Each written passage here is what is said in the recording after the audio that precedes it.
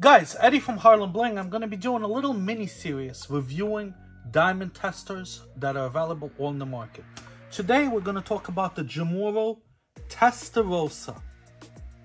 I bought this on Amazon, $249, which is on the expensive side, considering that our Harlembling diamond tester is only $11 on our website. So, first, let's look at the packaging. Nice box, pretty big.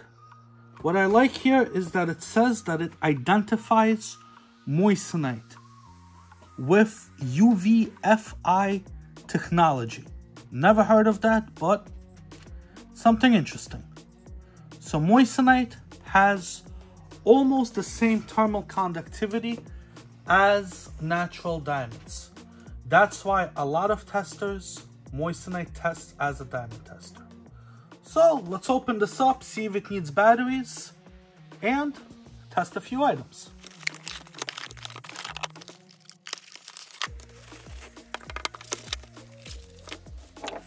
Guys, this box was pretty full. So inside the box, there's another box that has the actual diamond tester. Nice case, especially if you own a jewelry store or you'll be traveling and you want to take this with you. This is the actual tester. I guess they included some test stone magnifier. It's not expensive, but it's a nice addition. A charging cord. I believe this is a dock. It looks like some of the docks that people have their shavers on. And the testing cloth. Let me put the batteries in this thing and we'll get it going. First impressions after putting in the battery. The ergonomics are very nice. I like the grips it has on the sides. It feels very comfortable holding it. But for $250, this is not the best build quality. This hinge seems very flimsy. It's being held by one little plastic hook. Doesn't close evenly. I don't know how fast this will break. For $250, I expected something better. This is a diamond tennis bracelet. Metal alert. I hit the metal. Diamond. Tested as diamond. This is Moissanite. Metal alert. Moissanite. Tested as Moissanite. And this is man-made diamonds.